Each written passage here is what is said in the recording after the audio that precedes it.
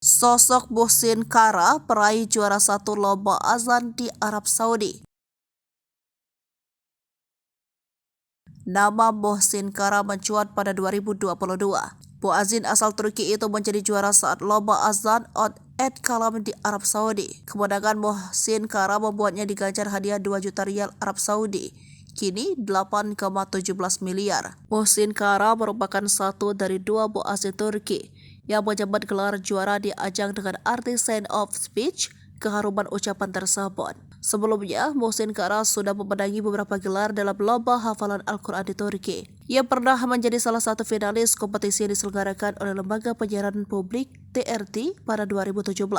Ketua Otoritas Hiburan Umum Turki Al-Sheikh memberikan penghargaan kepada para pemenang pada 20 April 2022 malam. Presiden Yanin Ali Arbas mengirimkan ucapan selamat kepada Kara yang kala itu adalah imam Celik yang menjadi imam di distrik Sarıyer, Istanbul. Kara memakai uang yang didapatkan dari gelar juara ini untuk ke Mesir guna melanjutkan pendidikan makam melodi eksklusif untuk berbagai jenis azan yang dikumandangkan 5 kali sehari. Dikutip dari Daily Sabah 21 April 2022.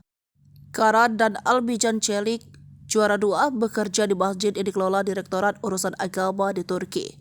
Kara mulai menjadi muazin sejak usia 8 tahun. Dia sangat menyukai Bilal Al-Habasyi, sahabat Nabi yang merupakan muazin Nabi Muhammad SAW.